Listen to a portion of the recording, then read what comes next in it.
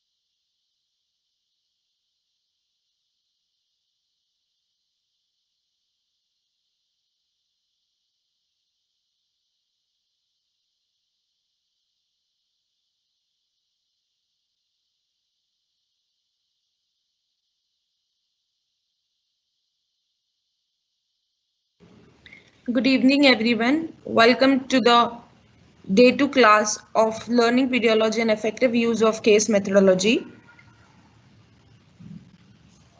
The live webinar will be starting sharp at 5 p.m.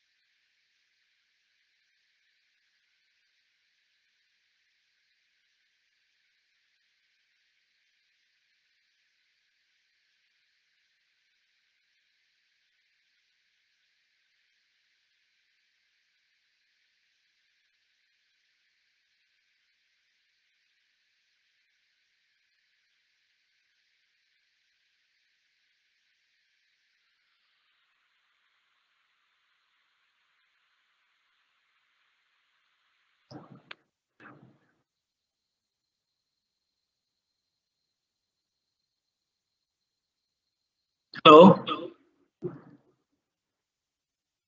Hello, can you hear me?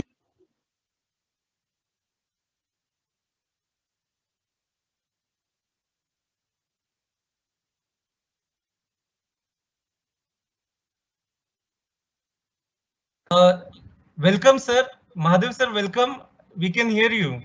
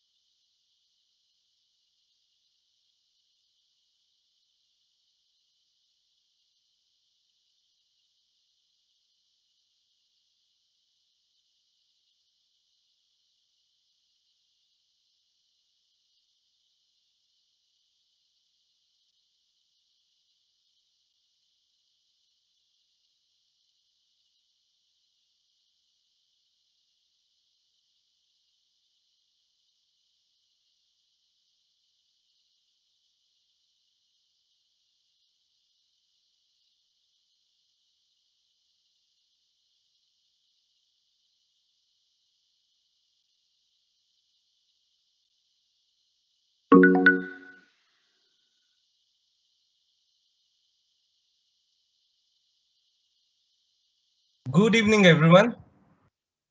Myself, Rahul Jain. I am the director of ASMA. Welcome you again today to this another exciting evening knowledge system. For us to succeed in these unprecedented times and prepare for digital era of learning and teaching. We are very excited that our effort is being recognized by the industry and governments. Honorable State Minister of HRD, Shri Sanjay Dhotre, as well as Shri Anil Sahasrabudhe, Chairman AICTE, has kindly accepted our invitation to speak with the faculty group in the valedictory session on 21st May 2020. We also have an international authority joining us from Singapore, Mr. Leslie Loh, who will be talking on blended learning and teaching methodology during the valedictory session. So it's going to be more exciting, more happening for all of us. The knowledge is, immense flowing in here, and I hope you all are enjoying the same. We have seen today our teams received much lesser queries. So we are assuming that you are all settling in with Microsoft Teams and are able to attend the event live. And I hope and you agree that this is going to be the new normal anyway. For an event with 6,000 plus registrations, we needed a technology which can handle the kind of challenges we can't otherwise support in other platforms which are free.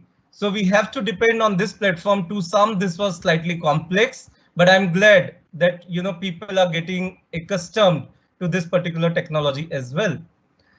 Though our support teams and recordings are available for you to consume in case you face any difficulty.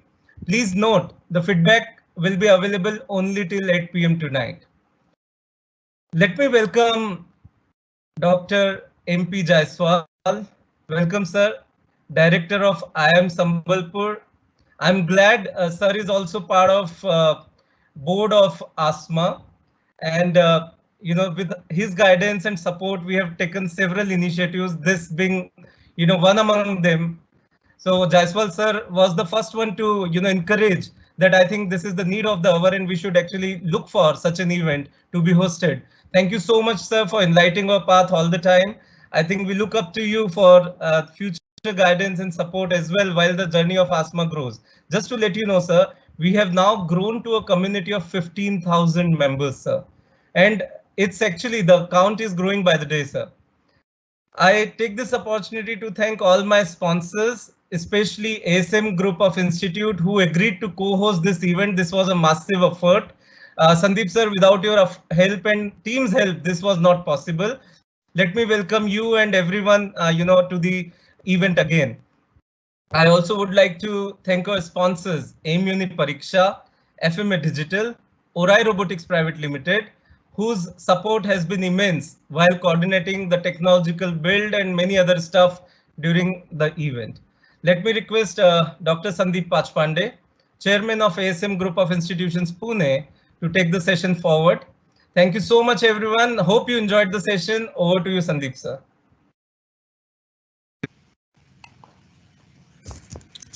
Thank you very much, Rahul, and a warm welcome to the day 2 of the FDP on learning pedagogy and effects and the use of case methodology. We are very excited to have this second session after having a wonderful session yesterday from Dr. Bhaskar, the director of IIM Raipur, on digital transformation of academia through online teaching. Today, we have another stimulating session for you, which is on fifth classrooms and latest practices in learning and pedagogy. I'm very happy, as Rahul has already announced, that we are getting very good support from the government stakeholders also. And on the valedictory session, the Honorable Minister of State, Mr. Sanjay Dhotre, has kindly accepted to come as the chief guest of the event. And we are going to have Dr. Anil Sahasrabudhe speaking also to the faculties, who is the chairman of AICTE. And we are going to have an international speaker, Mr. Leslie Loh from Singapore, coming in. So again, I'm sure that all of you are going to have a very good learning and networking experience. We have tried to answer many of your queries, so please join that Facebook group again. I request all of you to join that. Bhakti, please put up the link again so that we can definitely have those people seeing those questions and answers. So please keep checking out that site to see the answers to those questions. I am very proud and privileged to introduce today's keynote speaker, Mr. Dr. Mahadev Jaiswal. He is the director at IIM Sambalpur and is also a visiting professor at IIM Ahmedabad and IIM Indore. His area of specializations includes innovation strategy for startups, digital innovation and platform ecosystems, social entrepreneurship, e-government, ERP and IT strategy. In his tenure, he has published over 50 plus papers and cases and is an author of 7 books on information systems and business process management. Dr. Jaiswal has contributed to DIIP Government of India. He is a member of the Expert Committee on Modernization of Indian Railways, Government of India, and CII Committee on Responsible Business and Ethics. I'm very happy to have Dr. Jaiswal here with us today. We have always looked at him as a philosopher and a guide, a leader, and he's been a mentor to ASMA and to ASM. We are thankful for his support and cooperation all the time. And I would like to give another bit of information about what amazing work Dr. Jaiswal has been doing. He has put IIM Sambalpur at the forefront of all IIMs in the adoption of technology. And they are the first ones who have set up an online proctoring system for all the exams with written ability test for the MBA admissions in 2020. A big congratulations to you, sir. You have done something what all other directors of IIMs were saying could not be possible. And you are leading the way of technology adoptions in all the IIMs.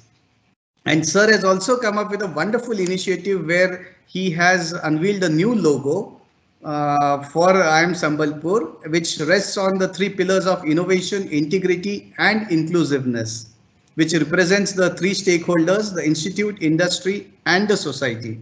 So we are very privileged to have you here today with us, and we look forward to your speech. What sir has asked us to do is he will be giving his talk in 2 parts. So after he finishes his first part, we will start with the Q&A. We will take around 5 to 6 questions in the first half. And after the second part of his talk, we'll take the second 5 to 6 questions as such. So sir, again, welcome to this FDP, and we look forward to listening to your views. Over to you, sir. So you'll have to unmute yourself first.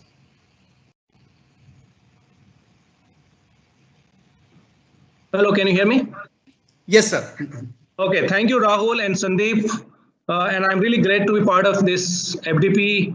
And I always remember ASMA and ASM, they're very, very innovative in doing a lot of new things all over India, and particularly in the digital front. Really glad that you are actually doing a lot of new initiatives, innovative initiatives, which actually matters to everyone. I'm also very happy that this program is not only addressed by many eminent people, including ministers and AICTE chairmen and directors and many other eminent speakers, but more than that, about 6,000 faculty members who are registered, which is a record of any webinar, at least in this year. I mean, this is the first year for the webinar for most of us. So my heartiest congratulations to the team, and my best wishes that they should keep doing such excellent work in future. Now coming to today's discussions, rather it is more like it's absolutely new area, because as we all are witnessing a very, very difficult time of our life, at least, that we are confined to a room inside our home, and we have to manage everything. A lot of challenges in terms of doing anything, but I always feel, and we should feel, that any such challenges are also a gate for a lot of new opportunities. And we must look into that, what all we can do. We have to fight with COVID, we have to fight with this virus, but we have to also survive, and we have to also make progress, and we have to create new normal. So on that line, we all in educations, in business educations, will have to understand that what all needs to be done and what all has been done in the past and what is going to the future. So keeping that in mind, let me begin that. Let's analyze the history of our universities. And we all know that India was known in 400 to 1200 AD, that is 5th century to 13th century, where Nalanda was the best university of the world. And we still talk about that, but we must know why it was best that time. The first reason was that this was a system where teacher and students used to live together. It was called Gurukul. And knowledge was not only taught, knowledge was not only disseminated, knowledge was also getting created. So it was a great learning center. It was a great global learning center. So a lot of Chinese and Europeans and many other country scholars used to visit to see and to learn. So it was a center of eminence, center of scholarship in the whole world, and that's why it was the best. And why it was best? Because there were 2,000 students, 2,000 faculty members per 10,000 students. Means 1:5 ratio. After this university, the first university which was formed, which became famous, is Oxford. That was in 1167. And then Harvard came in 1636. And what was the model of Oxford and Harvard? They in fact copied the model of Nalanda. Nalanda was known for knowledge creation, knowledge disseminations, and knowledge assimilations. All three things used to happen in exactly the same way Oxford and Harvard also started doing, with the same ratio of 1:5 faculty versus students. In India, it came Calcutta University, which was created in 1885. That was the first university. Harvard Business School was created in 1908. And then after, IIM Ahmedabad and IIM Calcutta was created in 1961. The case method, which are still popular, which was created at Harvard, was in 1924. And then Harvard Business School Online came into 2013. And now we are in 2020 and struggling for all kind of issues. And but this, I feel 2020 is the era for Indian universities to recreate and take the rebirth of the old glory of our institutions. What mistake IIM Ahmedabad and IIM Calcutta and other universities did in India, that also need to understood. Like what was copied from Nalanda by this top university of the world today, that is Harvard and Oxford. Our institutions copied only the knowledge disseminations and knowledge explanation. They could not copy knowledge creation part, the content creation. So that's where in the innovation index, in the research and creation of new knowledge, we are not ranked globally, and that's the reason why we do not figure in the top 100 universities of the world. That is the time now, I think we have to discuss that what needs to be done. So keeping this historical perspective in mind, I would like to also structure that how I'm going to present in the next 30 to 40 minutes. The first thing I'm going to discuss is about learning pedagogy. As I explained earlier, I would like to just show 1 or 2 slides so that you understand what I'm going to structure. Just a minute.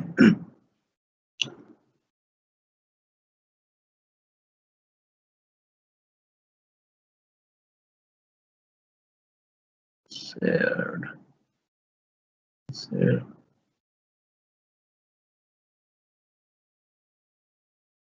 The sharing is not possible or what?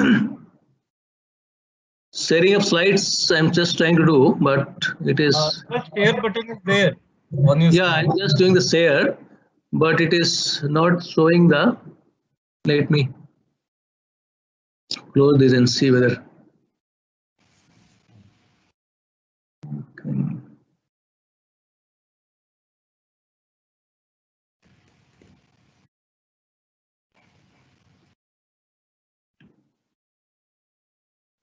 You have shared on your bottom right. Can you see this now? It should come, sir. I haven't seen it yet. Yeah, it hasn't come. So please select the window that you would like to share. Yeah, I have just no. From here, share it is not going to that window, so that's what I was trying to show. Otherwise, I can just speak on. It is. I have already opened the windows.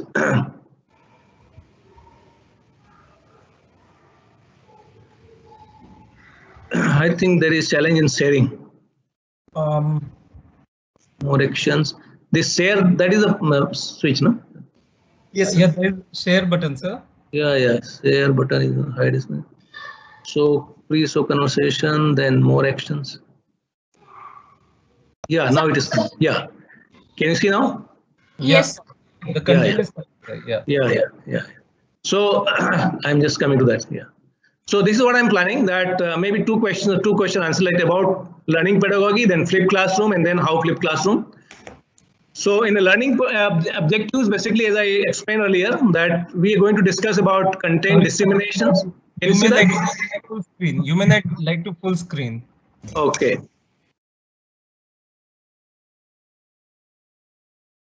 Can you see this? It's coming, sir. Okay. You continue, sir. Yeah. So I'm talking about as we just discussed about content dissemination, content assimilations, and content creations. Okay, and then let me see, where is the slide?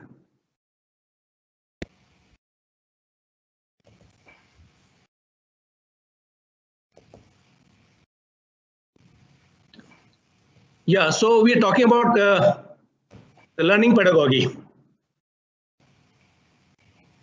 Can you see the slide? Sorry, Jaiswal sir, just full screen the slideshow. Put it in the slideshow mode. Slideshow, Ajay, the presentation? Presentation mode, yeah. Okay. Slides. So is it there? Perfect, sir. Perfect. Thank you. Okay. Yeah, so you can see here we have two basic approach of learning. One is, yeah. Any question? Sandeep, you are saying something? No. Okay. So the first approach is called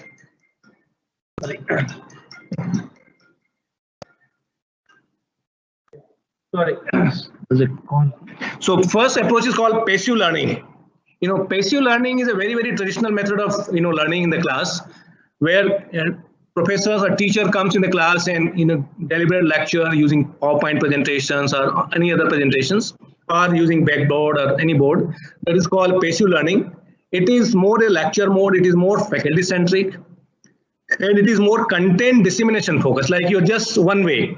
Students, whether how much they are absorbing, how much they are participating, that is not clear. And then we have another method called active learning. Now, active learning is where we talk about collaborations, like student and faculty members or any others peers, they all work together. So you read, you take interest, you write, you discuss, and it is more self-centric, learner-centric. Like I have to learn something, so I take the ownership, and faculty member only facilitate that. And here, then we have broadly three methods of learning. One is called case, and particularly in the business school I'm talking about. The case method, then we have a simulation method, and then you have a live project.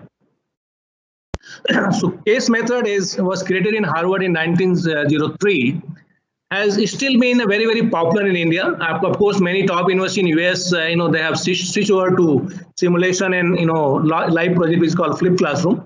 But in India, most of the B schools are still using case methods. And not only in case method, many of the B schools are still using lecturing passive learning methods. But it's a combination of passive and these case methods. Now, in this method, what you see is that it is more of, this is not only content dissemination, it is also content creation focus. Because when you do simulations, when you do case, when you do live project, you not only learn what is there in the book, but you also create something which is not there as a decision making or as a situations. Now, coming to this, let's talk about Yeah, the learning methods, next one. Yes.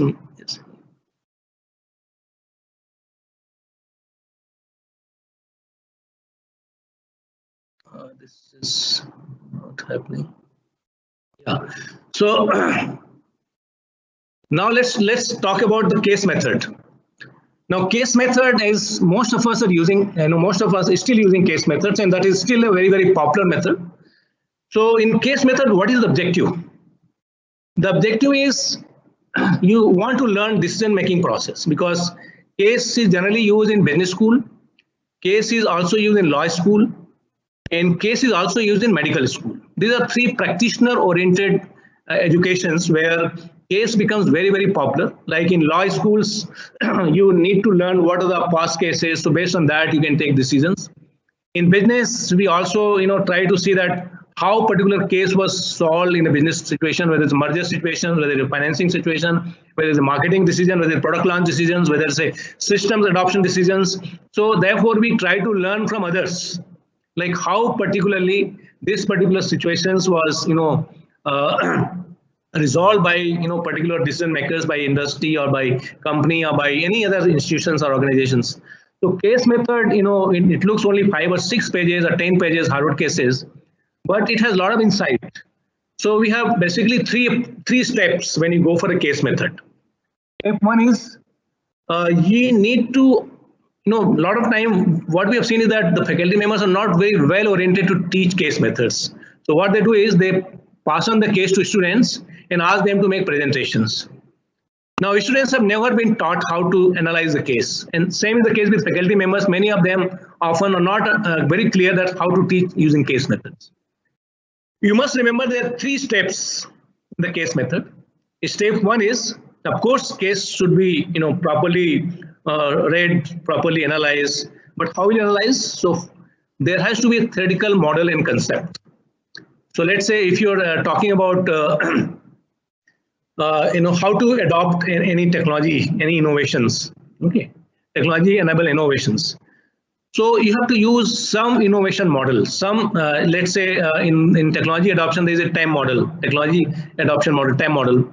If TAM model has to be used, then the case has to be structured around TAM. Or if you're using, say, 5 forces model to solve strategic decision making for competitive analysis, then you have to use 5 forces. So those theoretical foundations which are already pre-established has to be first understood by student as well as by faculty members, and then you should put all your data and case context into that framework. Then only you will be able to analyze the case. Otherwise, it will look like as you have read 5 pages, 7 pages, and 10 pages. It will produce what is written already there.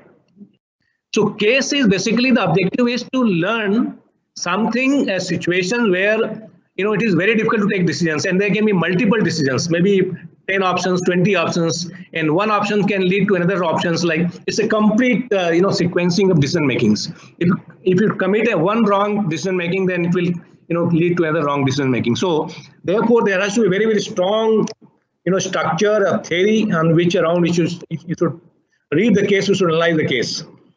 So once you put the theory in place and then you put all the data, which is primary data, which is secondary data, or it can be quantitative data or qualitative data, then you have to identify the problem of the company, problem of the decision making.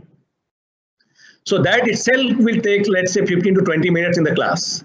The first 20 minutes will go into learning concept behind that case, learning the theory behind that case, and then identifying the problem using that theoretical foundations and using conceptual understanding, so that you not only learn the case solutions, but also you learn how to understand the basic concept of that subject. If you're teaching, let's say, financial marketing or behavioral finance, then you should understand what is that subject all about. So that also you have to learn using these theoretical foundations and then giving the background about the concept. Then you get into step 2 where you identify the problems. Like what exactly is the problem? Okay. So problems can be hidden, like sometimes it looks very superficial, but problems cannot be that so clearly defined in the case. Nowhere the problems are written in the case. It's only situations are written. Good case will never write about the problems. It will only write about various situations in which a decision making is getting puzzled to take decisions. So problem identification is another big challenge in the case, which needs a lot of discussions, a lot of elaborations, a lot of deliberations, and a lot of peer discussions. So therefore, what I'm saying is the case is not just reading and then presenting in the class. Case has to be first understood by theoretical foundations and then identify the problems. Having identified the problems, then you get into the problem solving. One problems can have multiple solutions, and one case may have multiple problems. So depending on which problem you identify and which problem you're going to, and then how you're going to solve that will depend on that context. So case is not a very simple method. It is very, very complex method. And you need at least 30-hour session to understand how to, use case in the class. I'm just talking about 5 to 10 minutes, but you need at least 30-hour sessions. And most of Harvard as well as Richard Ivey conduct that workshop, how to teach case. And this I'm talking only in terms of teaching case. If you're writing case, that's totally different things. Okay. So when you're coming to the class, you must learn how to teach case, and you must broadly understand that there are 3 aspects in the case teaching. Understand what is the theoretical foundations and model which is to be used in the case, and how you're going to identify the problems using that theory. If you do not use the theory, then you will end up identifying very, very superficial problems. You'll never get into the side of the problems. So you must first identify the theoretical foundations and models and theory behind that case so that you identify the problems exactly. Different groups may have different problems depending on which theory they're using. And that's the beauty of the case, that in class, if there are 5 groups, maybe same case will bring 5 different theory.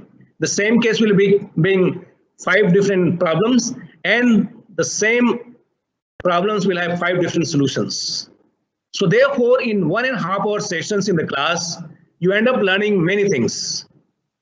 And that is where I think we need to understand how to learn this case methods more enriched, and this is very, very prominent methods even today, and it has been there for many, many years, like 1903 till date. So that is all about case. Now we have to understand what is the limitation of case and why now in top universities have, slowly going off from the case methods. The limitation is whatever author is trying to generalize, case are generally written by research associates in any business schools, or research scholars or PhD students, along with the professor guide. Now these students who are doing PhD, most of them, they write the case under the supervision of the professors, and they do not have much exposure to the business of that problems. So they will go to a company and identify with few hours of discussions, and that is all about the case, exposure. So it is very, very superficial, and it may be often narrow. It's very difficult to generalize every business decisions, and often it is obsolete. Like we are talking about the case which was written, let's say 2005, or case which is written in 1999. So these cases might not be relevant today, but we have no option but to, use that. So cases are all talking about the past practice, not the future practice. I have also seen some more limitations in these cases, like most of the cases in Harvard or even Richard Ivey talks more on the strategy part, like how to maximize profit, how to generalize, how to expand business, and how to come out with more innovative solutions. They do not talk about what is the legal framework, what are the compliances part, what are the ethical parts.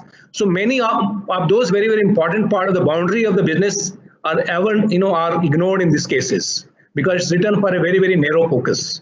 So it really doesn't become very idealistic to actually take seriously in terms of going for a serious decision making. Maybe in the classroom it might serve the purpose, but in actual decision making it doesn't really serve the purpose, and that's the reason why a lot of business school in the US have started looking for an alternate methods of teaching, and even in India, like we have started looking into alternate methods of teaching. That is what I'm going to talk about today.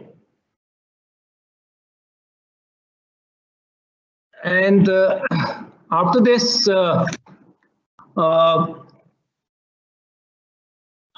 we can talk about what are the other methods. The other methods are like simulation. So one method is like classroom discussion, that is like lecturing mode, and then you get into case methods, because generally you'll not be using only one method in the class, you will be having a mix of the methods. So some professor will use, lecturing and then question answer, and then we'll get into the case. And then some faculty members will also using simulation as a method. Now, simulation is a more effective method as per my understanding than case methods. A lot of simulations data are available, simulation games are available even on Harvard sites or many other sites. So what happens, simulations are more intense. In simulations, you use computers and data. And the way the company operates, like this is my information, this is my forecast, this is my data, and this is my situations. And then how should I take decisions? So simulation is more engaging because then you are actually feeding data, you are actually getting output, you are getting some, alert and so on. And then, if you take one decision, it leads to another decisions.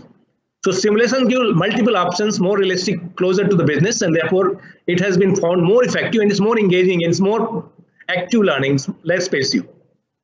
So you get yourself engaged completely. And today that is the most difficult challenge in terms of how to engage students. So simulations I found is much more effective than case methods. But the simulations has another limitation that simulations are very expensive. Simulations cannot be done for every sessions. Case can be done for every session because cases are easily available at much affordable price. Simulations are quite expensive. Every B schools cannot afford, at least in India. And it is also that not for every situation simulations games are available. But what I feel is that that's what is the opportunity for Indian B schools. Like you have a lot of time now in lockdown time, or this kind of situation will continue. I think it's the right opportunity for all of us to get into right case and create simulations so that a lot of our universities and institutions can get the benefit at affordable price, because otherwise we will be heavily dependent on foreign publishers. It will become more and more expensive and it will become not viable from the Indian context. So it is the right time that a lot of us should shift just from the teaching, because teaching will go to the computers like online, and therefore the professors should shift into more of knowledge content creation. That we talked about three things: content creations and content disseminations and content assimilations. So if we start doing content creations, not necessarily research papers, but classroom research, which can be consumed in the class, particularly in the business schools. So simulations is another big opportunity for a lot of business schools professors to get into that, create small simulations. It's not very complicated. You can create it. I created about 15 years back a simulation for e-business adoptions, and it was very popular in Europe. We tried and played that entire supply chain. We started with the beer game, and then from there we got into this how to use computers and information systems, supply chain systems, and ERP, and then how does it reduce the time, decision taking time. So it took about 6 months for us to develop the systems, and it was very effective. It was not very costly. So it is very absolutely possible that we can get into the simulation approach, which can be created by many of the professors in India. Now this is a time where I would like to have some break, because before I get into the flipped classroom, which is a new approach, I think we can have a couple of questions and then we'll get into the flipped classroom, which is the third method, another most effective method, which I'll talk about. Yes, sir. Thank you very much, sir, for the very informative part. There have been a lot of questions which have already started pouring. Yeah. There have been quite a questions about flipped classrooms, but I think we'll get to the second session. Right. Finish your talk. Yeah, I'm coming to that. Yeah. So there have been some questions about case studies. Right. That how to apply this case study to a rural context? Can we apply it to engineering? And how to attempt a case solution? So can you one by one question, like which question you want me to answer first? Sir, how to apply this case pedagogy to a rural context? So if you're talking about rural context, rural, urban, you have to talk about which business context. Let's say if you're talking about rural marketing. Okay. So rural marketing has two parts. Selling the urban product, like it's created by let's say P&G or Hindustan Lever, a soap or detergent, and so many products, and how to come out with the solutions for the rural market. The rural market might need cost-effective solutions, cost-effective product. So you have to come out with those cases which talks about rural requirement in terms of selling the multinational products in the rural segment, that kind can be a case on rural marketing. But it can be also reverse, like how do I sell my rural produce product, for example, handicraft, for example, milk, for example, agriculture. These are created in the rural segments, but it has a huge market in the upmarket, like not only India, but all over the world. Can we write a case on that? This will be a great service. And this will hit every business school because nobody has that case right now. And those companies are, really looking for the solutions. So I can see that a lot of, because we have heavily dependent on the Harvard Business School case studies, which are more focused on the urban to rural and urban to urban, not talking about rural to urban because their context is so different. That's why I was talking about that we need to write a lot of cases which are more Indian context. So Indian products a lot of them lies in the rural segments, and that can be created as a case. And if you teach that, it can become a huge marketing potentials. Can be the same financial side. You can create a rural finance and which can go to the upmarket. Or you talk about the urban finance and exposed to the rural segment. It can be supply chain. It can be, information technology. For example, today we have a great digital divide. For example, what is that the schools in the rural segments get into the same exposure what we have in Delhi public school in Delhi. So those are the kind of cases which can be written definitely. And now we have second question.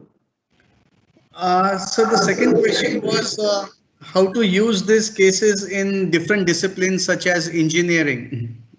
Yeah, so case method was predominantly used for business, medicines, and also on the legal, like law. Law is all about cases. Now engineering, if you're looking for engineering, is very, very structured. Okay, but you can look as an engineering project, for example. Okay. If you're doing engineering design, that can be a case. It can be engineering project can be a case. But if you're learning how to do mechanical engineering, then it can be more mathematical and more structured. So that can be solved using more with mathematical modeling. Okay. So, depending on the context, the case is more from the decision-making perspective. For example, you want to learn that how should I build the bridge in the rural segment? So there can be multiple options, multiple technological options. So you can analyze which technological option is the best suited, and then that is the time you can write case on the engineering side as well. So, we have to talk on that part of this. Yeah. Right, sir. So a very nice question related to the actual problems faced by the teachers. When we were at Harvard, the ecosystem and the peer pressure ensured that we read all the cases and we never dared to go to a class without reading a case. Right. However, it is found a big challenge in the Indian scenario where students do not want to read this case, understand the theory, model and theory. So what is the solution to this? That exactly I'm going to talk about in the flipped classroom. So if you see my next slides, so this is your last question, or there's some more questions? So two more questions. So should I go to the next question? Yeah, next question. This anyway I'm going to answer. Yeah.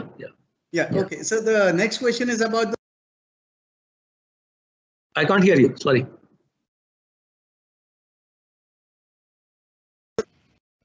So the next question is related to stimulations. So we also at ASM have started adopting stimulations from Harvard, as well as there have been many vendors which have started providing some very good options, especially for finance as such.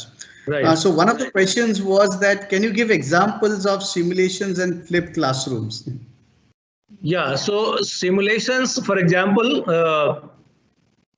I'll give example of how, it's very, very difficult examples like, change management, for example. It's a very, very behavioral component.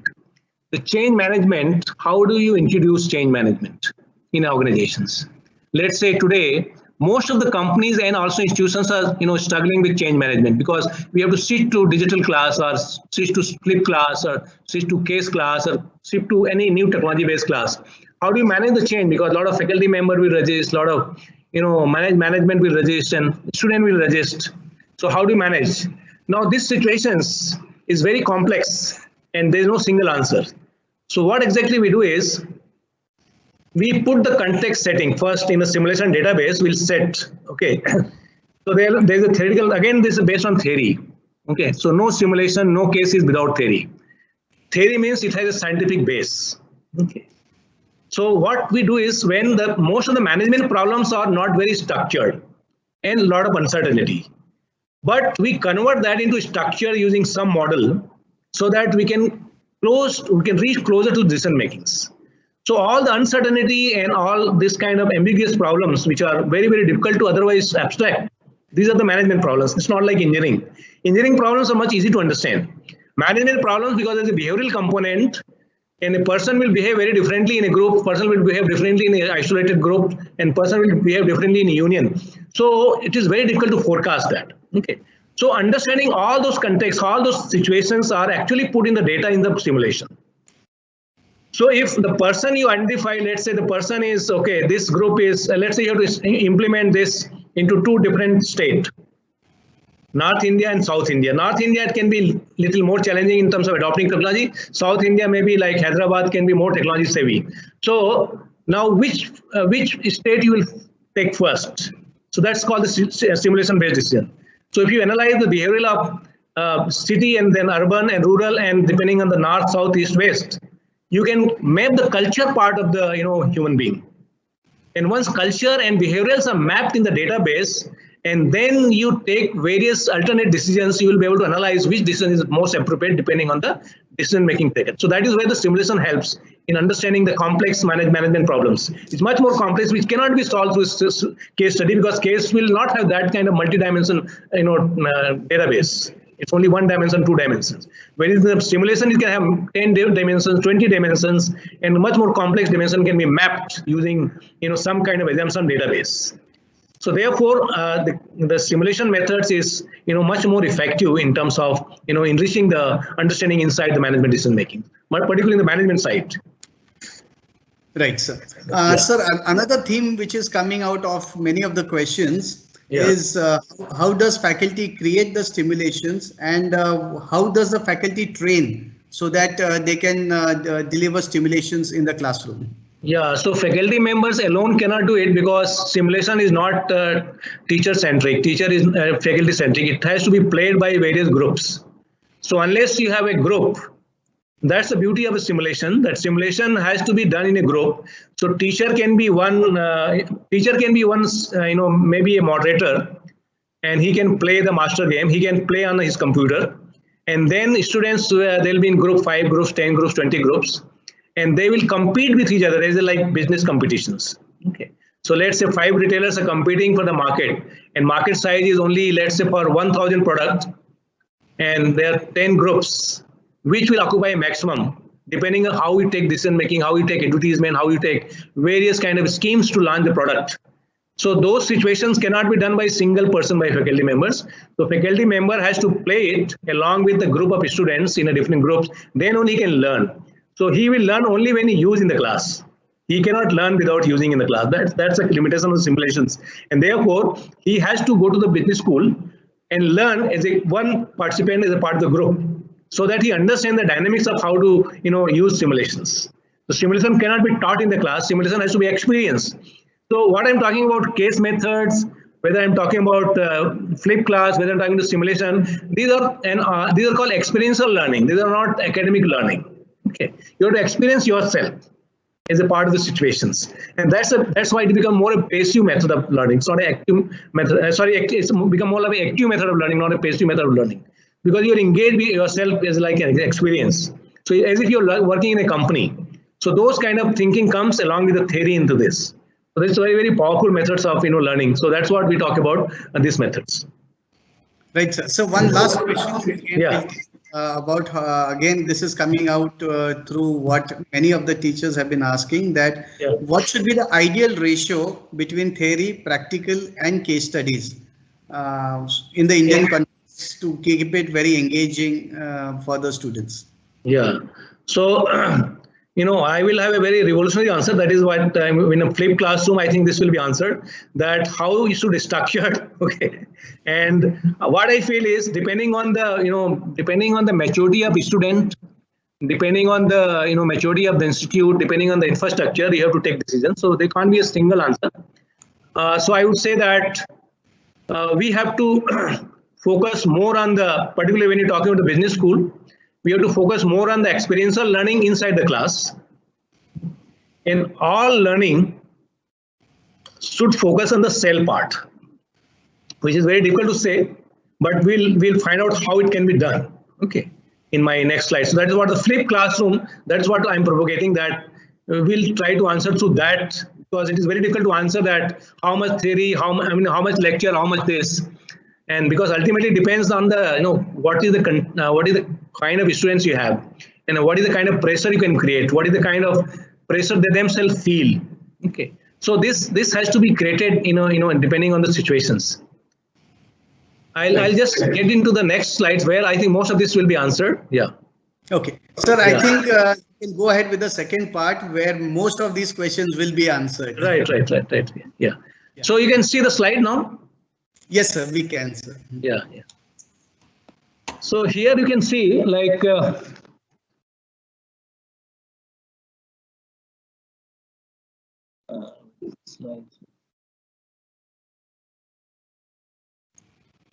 So the slides are visible, sir. Okay, because it's not visible to me, so I'm just trying to figure it out. Okay. Yeah. Just a minute.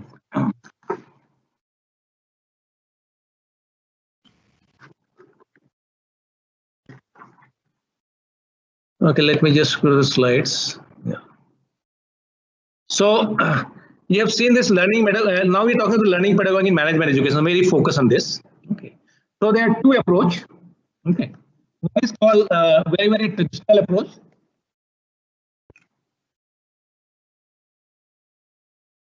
So one is called very traditional approach, which most of us are doing right now across big schools in India, which is called a traditional method of teaching, traditional method of learning, where academic learning inside class, like all your concept discussions, we focus more in the class, as if they learn only in the class. So we have for every subject, we have, let's say at IIM systems, we have 20 session course, and each sessions are 1.5 hours. So total 30 hours in one subject we teach. And we say that this 30 hours should be spent in the class. So we assume that most of the learnings are happening inside the class. And what we do in the class? We teach basic concept, as you are asking questions like how much basic, how much concept, how much case. So in 30 hours, we do basic concept, we do case, we do simulations, we do everything. We do project. Okay. And no experiential learning inside class.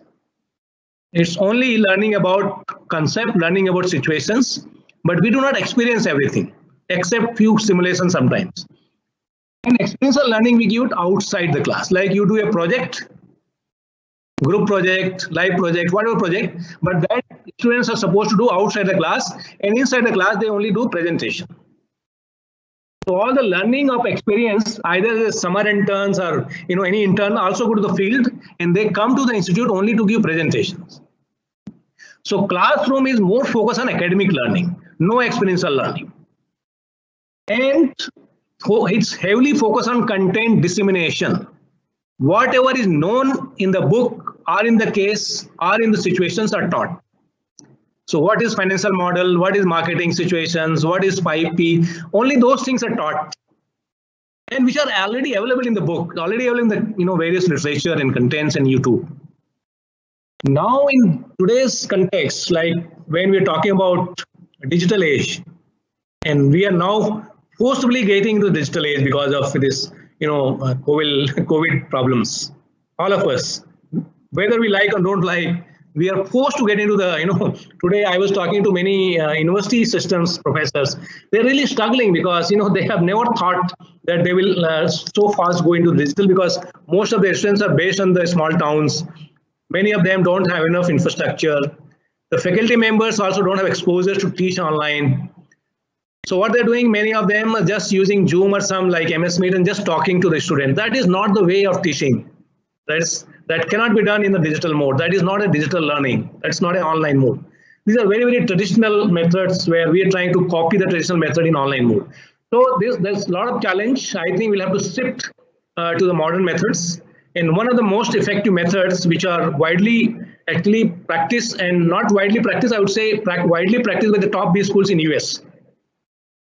So if you go to Harvard or Stanford, they have stopped using case. Partly they're using simulation, and they are heavily using flipped classroom. Now, what is flipped classroom? It's just a flip of the traditional methods. So in traditional methods, we are doing all academic learning, conceptual learning, situational learning inside the class. In flipped classroom, all academic learning outside the class. Now, outside the class means through LMS system, learning management system. So all your assignments, all your problems, all your YouTube, all your videos are loaded on LMS. Everything possible, all sites, reference are loaded, whatever is publicly available. And the students are supposed to learn themselves. In the class, they are not going to be taught what is marketing, what is 5P, what is CS, nothing like that.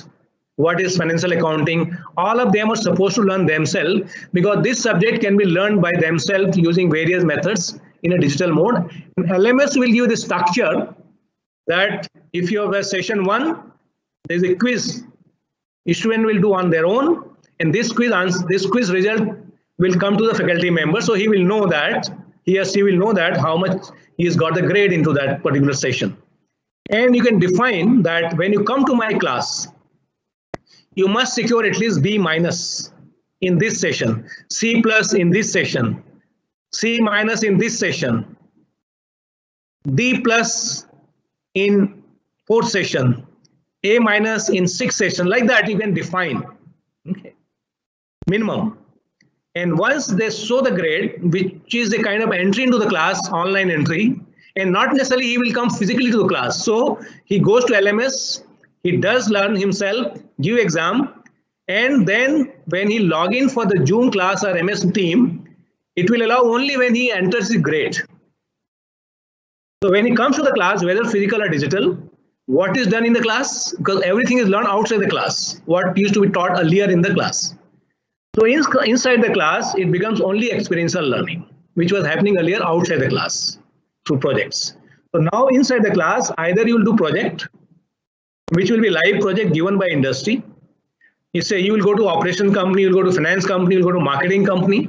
And now it is easy to connect because they don't have to physically go anything. They will give problem statement from their own site. So LMS systems today has four login. A student can log in, professor can log in, administrator can log in, and industry can log in. So there are 4 login, and which we are using here, Moodle here at Sambalpur. We started last year. So in Moodle, we have 4 login. Faculty himself, student, all students will log in, and then our administrator will log in to check the attendance and the grade, everything. And the 4th industry will log in to give assignments, the projects. So these are becoming more collaborative, and then we come to the class with that live project. Once you have secured minimum B- in that particular sessions, so that you enter the class, you don't have to be taught now basic concepts. So first 15 minutes, we'll be answering the very high level of questions on the subject which they might not been able to understood from the secondary sources like LMS methods. So what is not possible to learn in the internet, not possible to learn from the book, what is not possible to learn from the peer group, that comes to the class inside for the professors.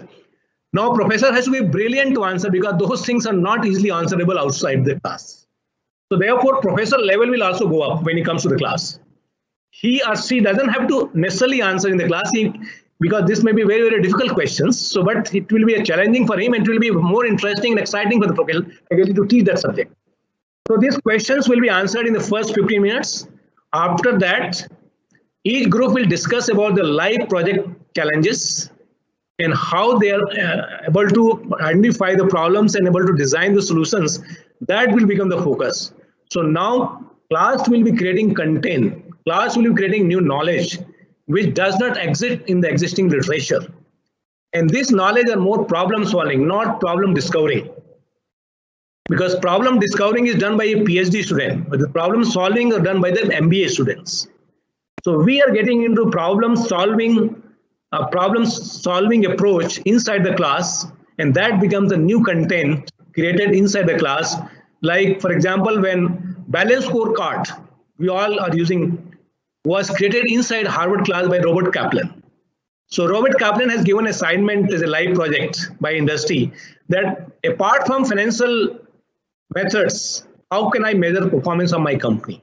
That was a challenge given by the company, that I know I can identify my performance by productivity, by profit and loss, and those statements, which is a more financial statement. But can you have some new methods of measuring the performance? And that is where some student came out with customer relationship index, somebody came with innovation index, somebody came with suppliers index, and that's why balance scorecard it became as a method of measuring performance for a large number of companies, and now it's being practiced. And that knowledge was created inside the class. So that is how I think it's a great opportunity for Indian B schools and Indian scholars to work jointly with the students, enlighten students inside the class, so that you can create content inside the class and create new knowledge. That becomes more exciting to do, class inside the class. So flipped classroom is all about flipping the learning of basic concept outside the class using LMS systems and learning something which is not there in the literature inside the class for a burning problems of the industry, which is sponsored by industry, and then using theory, using various methods and models jointly by professors and students in a peer group are resolved and solved. That becomes a knowledge creations in the flipped classroom. So flipped classroom actually is going to be the most effective methodology. It can be online done, it can be offline done. But the learning, the first part, that is learning academic concepts through LMS, will happen online only. Like students will have to go to LMS systems, understand the objective of the sessions, read all the literature, and then see YouTube and all those concepts and write something, learn themselves, then give exam, test himself. And idea is that he can give multiple times of exams, because ultimate objective is not to grade one time. If you are not able, just like GMAT and GRE, every month you can upgrade yourself. Same thing will happen in the class. That idea is to enhance your knowledge, not just pick grade C minus is C minus. Maybe just that time I was not very well prepared, so I got C minus. And that has limited my understanding, because then I don't go for another exam. So if I have multiple exams till I reach A minus or till I reach B plus, I can give within one day 3 times exam, can limit it like that. Okay. So that will enhance the knowledge of each student when he comes to the class, and class becomes more interesting, and class become more creating, and class become more useful. So in that aspects, how we are going to get into the flipped classroom? What are the methods and what all are needed? Step 1, let me show the next slide.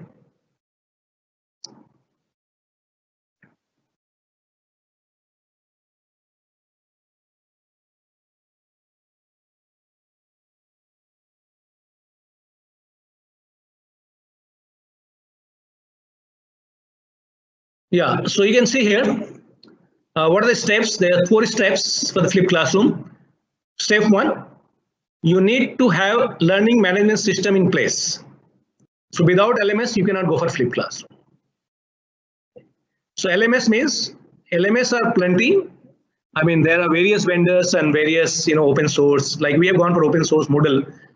But there are, LMS will have all scheduling, all exams, quiz exam, basically, not descriptive exam, but it will have attendance, it will have feedback, it will have everything. And it will also have, all kind of YouTube link you can give, depending. The faculty member will give all the data in that. And it will also give learning objectives, and then session-wise structure. And then it will also force you that what you are supposed to learn. So once you learn the basic concepts to LMS system, that is step 2, you can define how much they have to learn, how much grade they have to get. So LMS is must, then learning by student is must. And that has to be ensured that, as you were asking questions earlier, that how to ensure that students come prepared. This is the way that every student will have to come at least with C minus in that sessions, and that can be enforced. He cannot enter your class whether online or offline. Then because he has assessed through LMS, that is step 3, that he himself assessed prior to commencement. So assessment prior to commencement. We traditionally assess after we teach. Now we are assessing before we teach. So this is called assessment such as quiz through LMS prior to commencement of the classroom sessions. And step 4 is, once you have assessed him or her, then he comes to the class with a project, with a case, maybe case method you can use here, okay, or simulation. And now you'll find your entire approach, your entire learning is much, much effective as compared to what you were doing earlier. So this is where I think, and this can be jointly evaluated by faculty and industry, that marks can be given jointly in the classroom project. Okay, so classroom actually becomes more interacting, more interesting. It becomes, more problem solving, and that is where I think it becomes more creative. So now this is about the flipped classroom. Let me also show what are the challenges for the flipped classrooms. It's not very easy.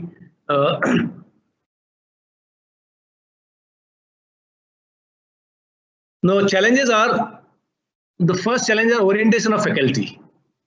It is very difficult to convince faculty that no, you don't have to teach. Okay, you have to learn. No, this is first challenge. How to change faculty's mindset that you are not a teacher, you are a learner. Means you have to become a student yourself. And that was the Nalanda model where students and teacher both used to learn. And that's the model of Harvard where student and teacher both learn. Same thing has to be done here. That orientation of faculty has to be that the teaching will be done by students themselves through LMS. So online teaching is LMS, not Zoom or not MS Team. MS Team is more of interaction and question answers. Okay, learning is only through LMS, which is self. Because you are paying the money, you want to build career, you have to learn. Teacher will give only model, it will give only what is structure, it will give schedule, it will give evaluations and all those things. Now you have to also give orientation of students. Like students say that teach me, I don't want to learn. Okay, each student has to accept that he has to shift to self-learning.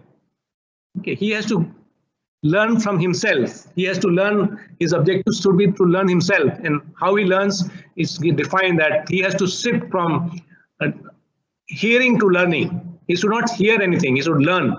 And learning cannot happen just by hearing. Learning should happen through experiential, through various methods. Challenge will be, getting projects from industry, because industries in India are not very closely working with most of the institutions. They are totally away from that, except placement. They don't actually, interact. So how do you bring industry with the, your classrooms? That is third challenge, because in the flipped classroom that is mandatory.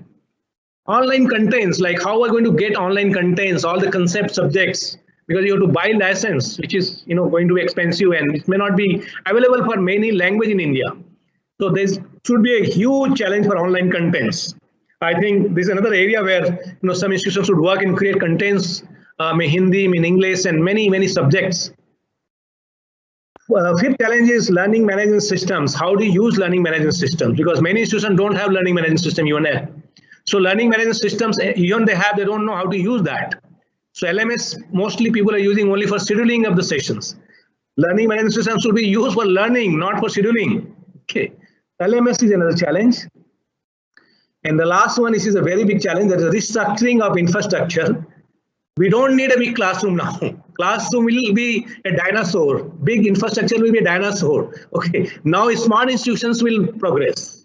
New institutions will move fast, because you have to focus on all digital, you have to focus on knowledge creations. So you have to create an infrastructure which is more learning centers. You have to create group-oriented class furniture. You don't have to have a step class now. You have to have interactive digital boards. So in restructuring of the entire infrastructure is another challenge, which most of the old institutions, old IIMs are going to face a tremendous challenge, because they have created a dinosaur which may not be relevant to today's context. So you have to build a modern infrastructure which can connect digital and physical both jointly. It's more effective way. So these are the challenges, and therefore, we have to also get into this before we get into flipped classroom. It can't just jump into that. You have to create basic orientation, basic infrastructure. But that is the future. That is what I feel, that slowly, maybe step by step, maybe you can introduce 1 sessions, you can introduce 5 sessions in a course, you can introduce few courses on flip, and then people get experience, and then you can move. I think this is what I have to say. I think most of the things are covered, because I would like to answer more questions rather than just listing that. And so we can have some questions right now. Yes, sir. There have been a lot of questions coming in. There are around 500 questions which have popped out. So let me just try to do some justice by creating a theme around them. Right. So one of the themes is how can Indian system adopt the flipped classroom method and this is more so a problem because of a time-bound academic structure. Right. So flipped classroom is based on the pillars of flexible environment, learning culture, international content, and professional educator. So Right. how can we adopt it to a traditional Indian system where rote learning and where assessment is based on rote learning? So, the best way is that don't adopt fully. You get into, let's say, right now we have decided here only electives which are taught internal faculty, for example, where we can have full controls and where we can get projects from the industry. So you can introduce, and then we are saying don't have to have all 20 sessions on the flipped classroom. You can have mixed methods. You can have few sessions on case, few on simulations, and few sessions on project, because it is difficult to completely switch to flipped classroom overnight, because it will take time and we may not have enough material also. So one step is that you can decide. You'll have to go for a blended right now. You cannot have only flip or only online or only offline. You'll have to get into blended because switching takes time. Every faculty members will not be comfortable. Every student will not be comfortable. Every subject may not be feasible to teach using flipped classroom.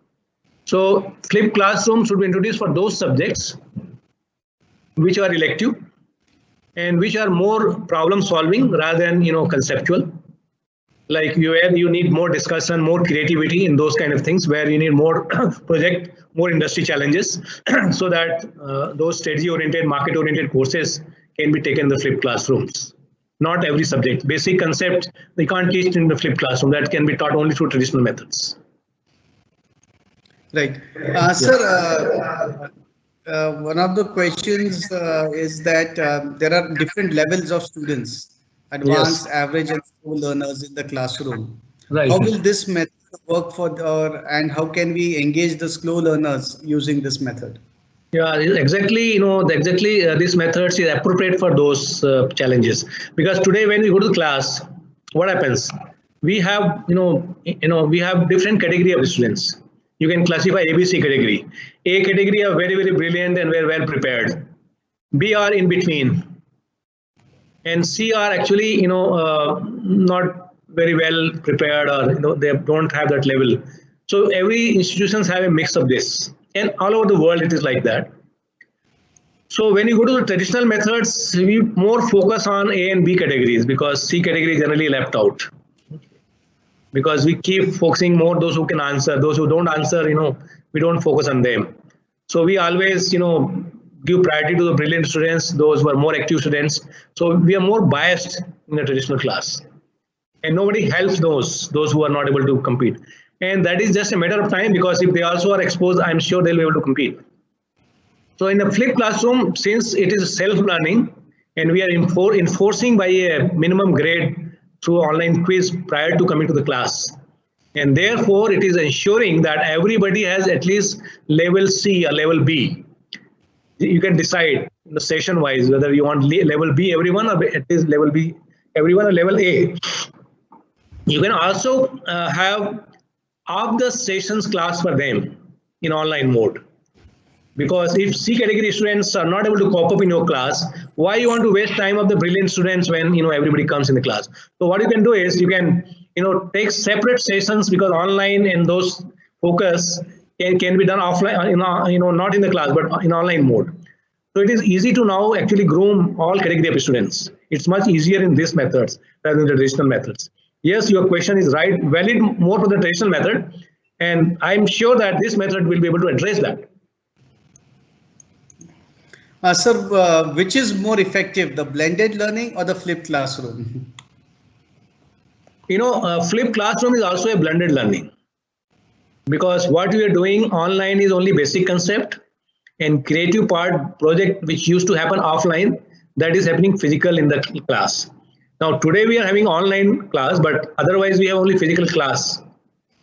It's a blended method. Flipped class itself is a blended method, where you're using methods of self-learning and then group learning, which is more problem solving.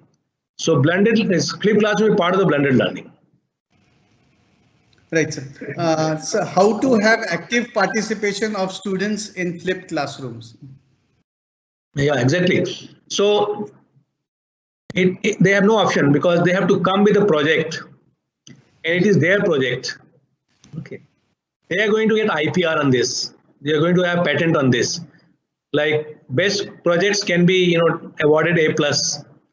Best project can also be applied for IPR, patent, etc. because it is created by students and faculty members jointly and by industry. So a lot of knowledge creation is happening. Therefore, engaging students and getting interest is much more, because any problems when you're listening just on a talk, after 15 minutes you will be completely off. Whereas you are engaged in working, like if you're playing a football, you can't be passive, you'll be always active because you don't know when the ball is going to come to you. Okay, so same is experiential learning. It is all the time you're engaged, because you are not listening somebody, you are yourself doing. It is like a sports, it is like any kind of creative work which you are doing yourself. So therefore it is more engaging, and compared to suppose you're just teaching in the class, whether case or not, students, many of them may not be taking interest, but he or she is working on a project as an experience, like intern or as a case or as a live project. They can be 80 to 90% difference, but it can be 10 to 20% difference, but can't be 100% difference, because there has to be engagement. Sir, with this pandemic, what has happened is I think we are moving away from the old age mentality of the sage on the stage. Right.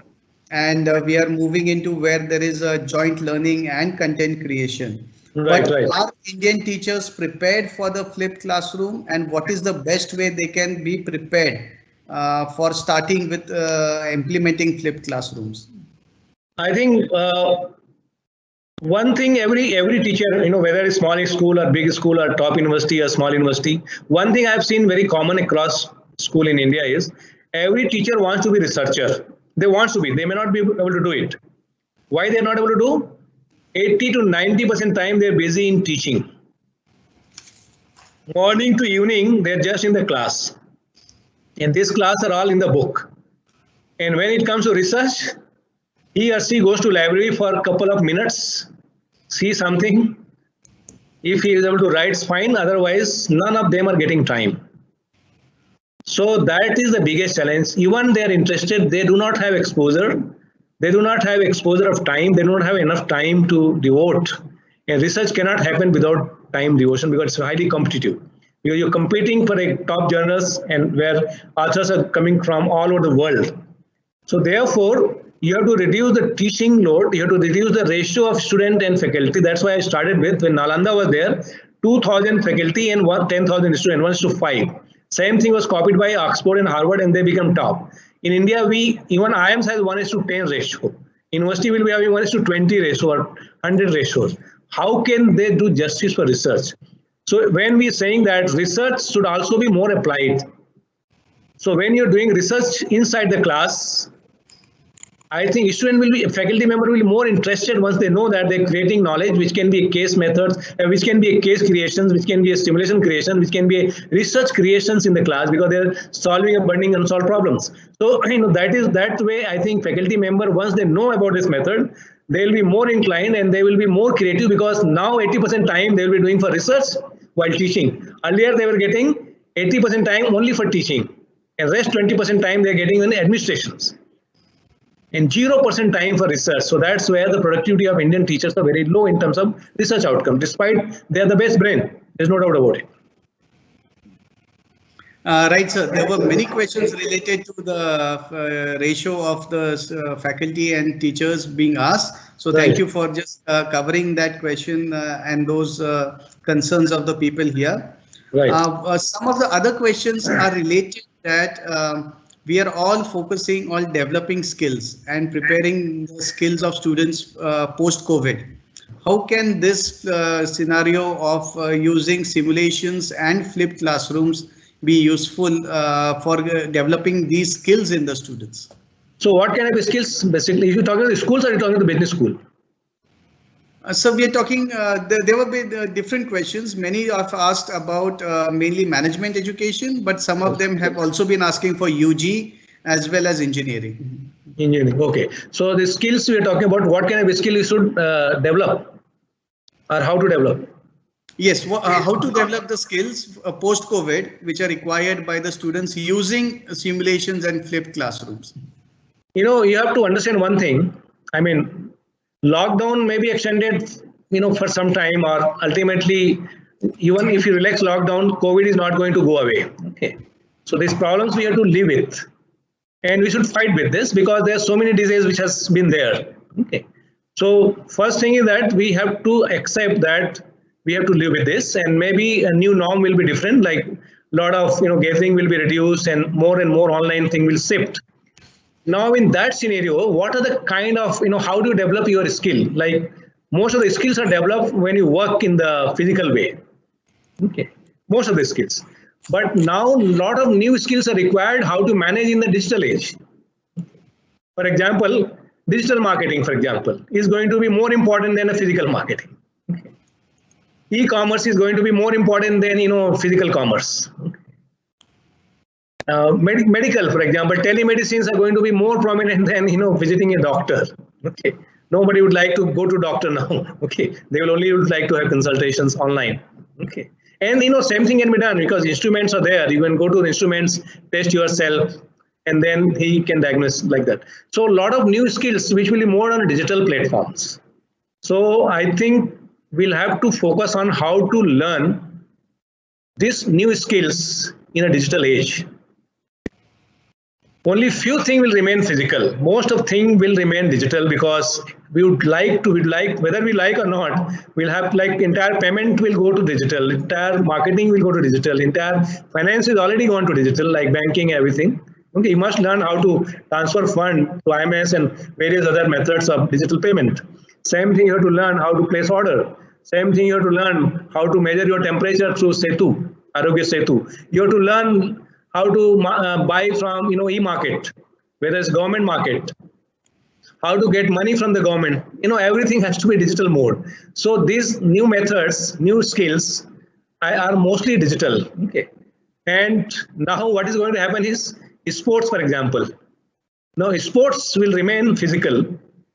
So today they have allowed that you can play no spectators. So spectators will be seeing from TV, okay, and you will be playing yourself with the other players. Okay, so skills are still there. Skills are still required because you are not looking towards who are physically seeing you, but maybe right now many people are listening to what I'm talking about. They are not physically present like it used to be earlier when we have a class and seminar. Okay, but still things are happening. Okay, so now in a digital mode, entire for professors also, how to teach case, how to teach flipped classroom, how to teach concept.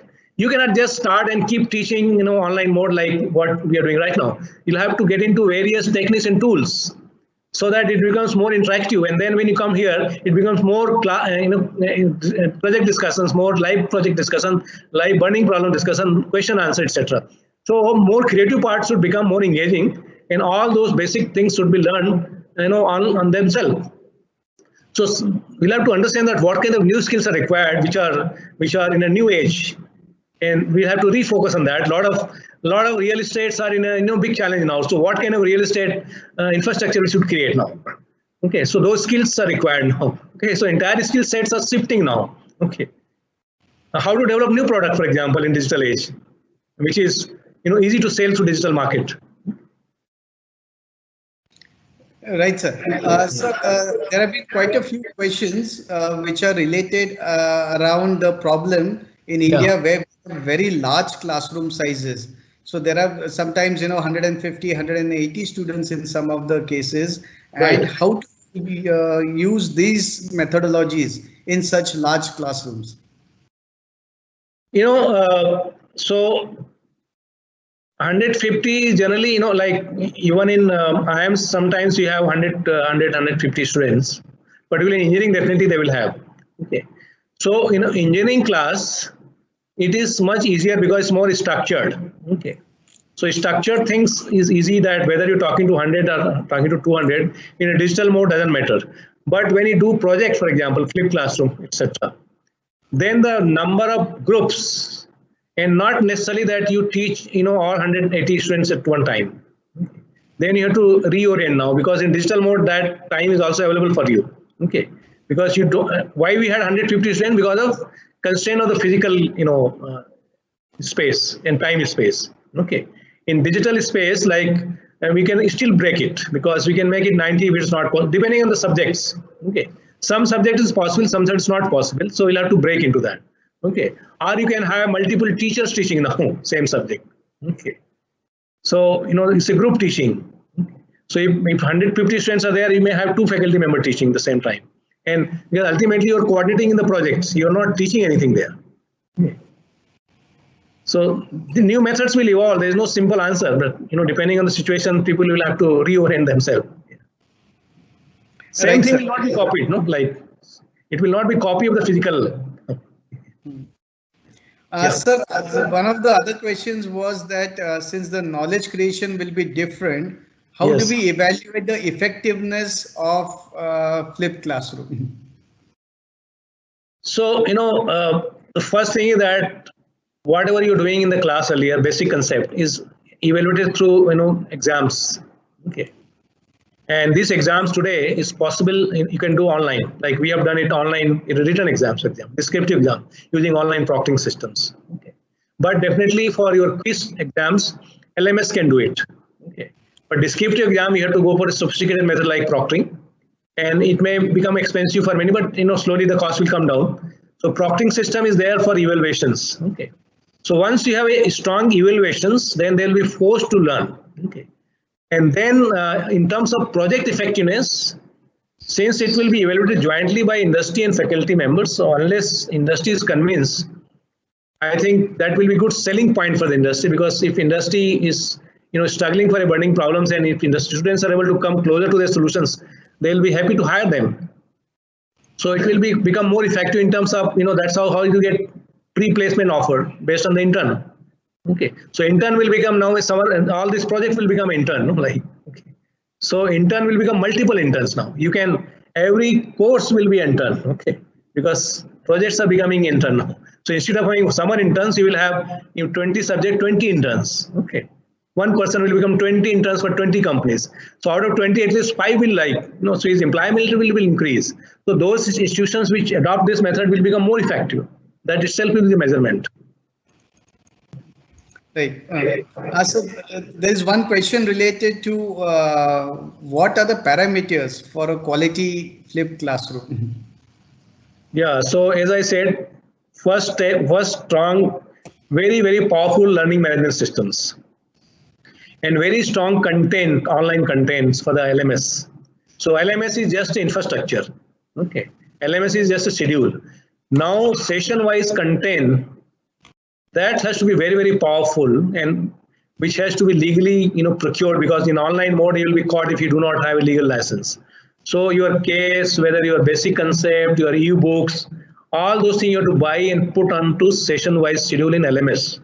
Okay, so those things has to be very, very strong, and then your quiz and all exams in the LMS should be very strong to evaluate each students, so that you know that is effective. Once LMS is effective, LMS will enforce engagement with the student. LMS is not only just student self; they will have a lot of interaction with faculty members, peer groups, senior, junior, etc. Okay, so LMS has to be very, very strong, and learning will happen there. And then second effective measure is that how best project you have got from the industry, which will make the quality of project inside the classroom discussions. So if these two things are strong, I think you'll be able to measure effectiveness of the flipped classroom. Right, sir. Absolutely correct. Sir, how do we address the concerns of security when we talk of online teaching and using an LMS systems? Security, there are standards. So, and only challenge you will face is whether his grade systems has been modified or not. Okay, that is the only security challenge I can see it. Other than that, if somebody is able to see my grade, how does it matter? That's not a very important. Okay, those things can be transparent. But only thing is how somebody is not able to modify the grade.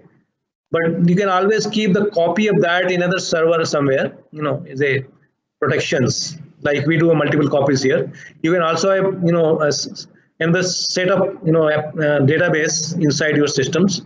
So those are the ways, there are various security standards. And I'm sure the most of the software will come in built with the security standards. There can be a cryptography and, encryptions, everything, so that nobody can see it without encryptions. Okay. So there are encryption technology which can be used. So I don't think that's going to be a very serious matter, because whole World Bank is working on online and they're not facing challenge. Okay. So how your grade system will face challenge and learning data will face challenge. I don't think much challenging that security. Sir, a little bit of a few generalized questions. What kind of innovations you think are needed in management education? Yeah, so only two types of innovations are needed as per my view. One is we should innovate the pedagogy of learning. Okay. Yeah. So learning pedagogy has to be like, I talk only about flipped classroom, but there can be other innovations. Okay. We should come out with a very, very innovative pedagogy of learning. So learning pedagogy has evolved, like lecture, then PPT, then you came out the case, and then simulation, then flipped classrooms. And all of this has come outside India. Okay. But when you go back to our ancient history, Nalanda itself was doing all these things. We have not invented anything in the pedagogy. We have just been copying. And more often we have been doing photocopying, not even copying. Okay. So that is one area which we must get into innovations, pedagogy. Second, innovations, which is like creation of new knowledge. Like managements are facing complex challenges. Today we see that entire publics are on the mercy of control. Okay, administrations. We have lost everything. Okay.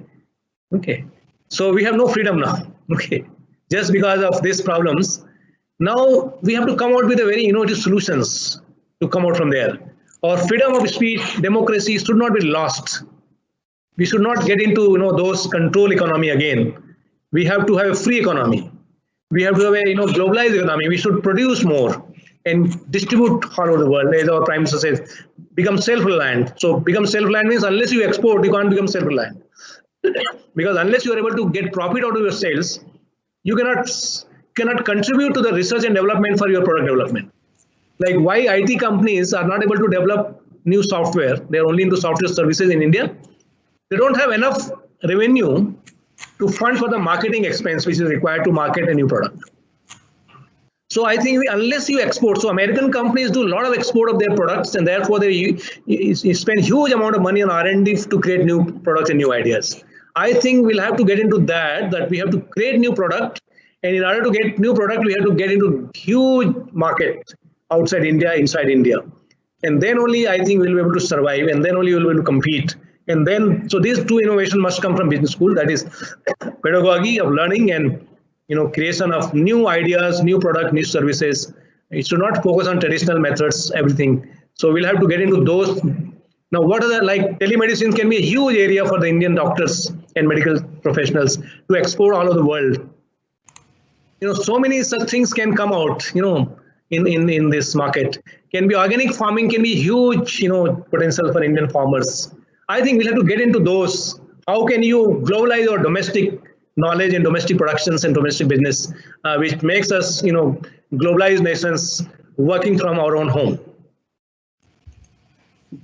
Right, sir. Thank you so much, sir. I think we have many more questions which are coming up, but yeah, I'll have to also leave because we will be stopping since there is a lockdown in this area. Sir, thank you very much for answering all these questions, and we would be taking these questions up onto the Facebook group. We have created a different on the platform online where we can continue the discussions and we can have those peer learnings. So please go on and join those sites there. That is what I urge all the members of the faculties here. Sir, may I now request Dr. Prakash Bakshi, who is our Director of Executive Education at ASM and he was the executive chairman at NABARD, and also CEO of one of the largest agri-value companies in the country. Sir, I request you to please quickly summarize and give the vote of thanks.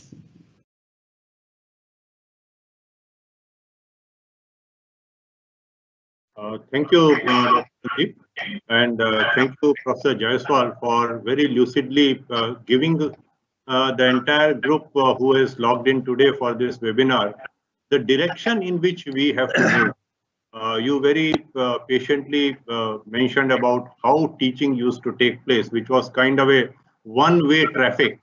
The teacher telling something to the student and the student left to absorb whatever that person can absorb. You also mentioned one important thing, that it was not only just one-way traffic where knowledge was being disseminated, but the process of thinking, problem solving was not getting created. The problem was given to the student. The method of solving that problem was also given to the student, and then he was told, okay, solve the problem. Right. From there we move to the case study, where a case is given where the student also was forced to discuss and find out what the problem really is, and then try to find a solution. But as you very rightly mentioned, a limitation of the case, that the case is still backward looking, because it takes information from something what has happened, and then perhaps we even know the solution that perhaps that particular company had found, and we can perhaps find a better alternative solution now, because we have better know about the success or failure of the steps that particular company had taken. With that added knowledge, perhaps we can have a better solution. But simulation goes one step ahead of that. Simulation, using the simulation tools that you have mentioned, and very rightly you said that the issues in management are not structured. They have the most unstructured issues that you have to handle. But ultimately, why do you handle the entire thing through a management process? To create a kind of a business scenario where you have to take a decision. Decision could be for anything. It could be for business. It could be for anything else. And using these tools, you can create a business scenario, and then simulation means how different hypotheses will be tested, how different situations will impact that decision. And you gave a very good example of testing a simulation by saying whether it should be done in North India or South India, and how it could lead to different results. The moment you said this, in fact, I was taken 35 years back when I had designed a project, and I didn't know where to have the pilot. And a very senior bureaucrat at that time, 35 years back, advised me, launch it in Uttar Pradesh. No offense to Uttar Pradesh today, but 35 years back, he said, launch it in Uttar Pradesh. And I asked him, why did you choose Uttar Pradesh? He said, one very simple thing, that launch it there. If you fail, nobody will blame you. And if you succeed in Uttar Pradesh, you will succeed in the whole world. That was such a simple solution given through the experience of that senior bureaucrat who had put in 40 years of service in technology. But simulation is exactly what you mentioned. Test out different scenarios and come out with different kind of outcomes, and then debate which scenario led to which outcome and why. I think finding that why is the essence of the entire learning process that you have mentioned. But going one way forward from that is the fifth classroom, as you have very rightly mentioned, sending the entire teaching thing outside the classroom. Please learn and come. The LMS will also test. Am I audible? No? Yes, yes. Something seems to have gone wrong. No. Okay. No, my computer said something is going wrong, so I was worried. So the LMS also helps us assess the student even before he comes to the classroom. And you have very rightly said, let us build up the capabilities of the students who are not A, who are not B, who are not C, and try to bring them to B level, try to bring them to A level, so that they can become active participants in the group discussions, in the entire simulation exercise that we are going to create inside the classroom after he has learned through the LMS outside the classroom. I think you have given a very good direction in which our teaching, our learning, not teaching, I would say learning, because you have emphasized learning by the teacher, learning by the student. Create that sensitivity among the teachers and the students, that we have to all learn together to find problems, to find solutions, and then to move forward. You have also not stopped at the fifth classroom. You have very rightly said that further innovations can be possible. We move from teaching to case to simulation, simulation to flipped classroom, and from flipped classroom to further. Maybe we have that limitation of a student-teacher ratio of 1:5 or 1:10 or 1:20, but I do believe that very methodically, group discussions can help us solve this problem, because we are not talking about students now, we are talking about groups of the students. So 40 students converted into 4 groups actually reduces the student-teacher ratio to 1:4, because one teacher is now discussing with a group of people. So I think there are innovative ways of solving this. So thank you very much, sir, for giving this direction to all of us. We will definitely take cue from whatever you have told us, and all of us will try to improve upon this situation of how we are handling these classes. Today's deliberations are almost coming to an end. I would like to thank all the participants for joining. I would also like to thank ASMA for organizing this. I would also like to thank our sponsors, ORAI, FMA Digital, and Amuni Pariksha, for helping us get luminaries like Professor Jaiswal to address us, so that we can always equip ourselves better. We are all in that learning mode. And thank you, sir, once again for a very beautiful interaction. Thank you very much. Thank you all the participants. It was a pleasure talking to all. Thank you very much, sir, for the amazing session. I would like to tell the participants that we'll be sending you the summary and the feedback link. Please note that this link will be active only for the next 2 hours. So please ensure that you fill it up immediately after the session. I would also like to announce regarding tomorrow. So tomorrow we are again having a very nice and simulating session on crafting theory-linked phenomenon-based cases. This will be done by Professor A.K. Day, who is the chairperson at the Case Center at BIMTech. And we are also going to have a very nice and engaging session on conversational marketing and automation for higher education, which will be conducted by Mr. Swapnil Jain, CEO at ORAI Robotics. So we look forward to seeing you all tomorrow, and also engaging you offline onto the FB platform. So thank you very much, and wish you all. Chandan for the vote of thanks, sir. Sorry? Chandan for vote of. You're right. So thank you very much, and see you all tomorrow at the same time. Thank you. Thank you. Bye. Thank you. Let me invite Chandan for giving the vote of thanks, sir.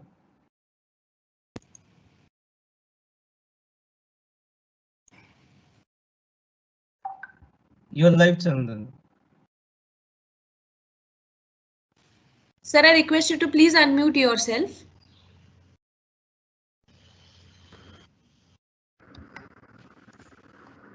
Yes, am I audible now? Yes, sir. Yes. So thank you so much, Prakash Bakshi ji, for summarizing the entire event. So it's I would just be very formal of delivering the vote of thanks over here. So and it was a wonderful and overwhelming start, sir. Like we already have crossed more than 6,000 registrations as of now. So for the 5 days online FDP, and I thank our eminent speaker for the day, Dr. Jaiswal sir, the director IIM Sambalpur. It was a very encouraging speech by you, sir. You kept us all so much involved into the kind of insights which you have given in today's session. I would like to thank Dr. Sandeep Pachpande, Chairman, ASF Group of Institutes, for a wonderful moderation of the day again, sir, on day 2. You have been a driving force and pillar in formulating and executing this wonderful FDP series for the benefit of professors and teachers at large, sir. So, and I thank the ASM Group of Institutes to be our host partner. Many thanks to our sponsors, Amuni Pariksha, FMA Digital, and ORAI Robotics. I thank our dedicated team of ASMA and ASM Group of Institutes who have been working as volunteers day and night. So it's yours hard effort and sincere effort that we are able to make this show possible. And at last but never the least, thank you, our lovely audience and participants, for listening this second day of series so patiently and contributing your very part by asking questions and participating in the polls. So we need your involvement like that. That keeps us motivating and encouraging. You will get as the webinar link has been told by Dr. Prakash and Dr. Pashpande. We'll be mailing you the webinar recordings. You'll be seeing that live on our FB and the YouTube channel of ASMA TV. And likewise, as we are updating you with our regular SMS floats and emailer blasts on your registered email ID and your registered mobile numbers. So likewise, keep following our social media handles of ASMA. You simply have to type ASMA Academia, is ASMA Academia, on the search bars of LinkedIn, Facebook, Twitter, and YouTube, and you have to click the subscribe or the like button. With that, you will be getting the instant updates on what is happening for the entire series of this FDP. So let us connect again tomorrow, same time, same place. So this side, it's Chandan Anand. I'm the Vice President of InnoServe Digital and representing ASMA. It's India's leading community for academia. So signing off for today, we conclude our webinar here. Stay home, stay safe, stay informed, and stay tuned. Thank you so much, everyone.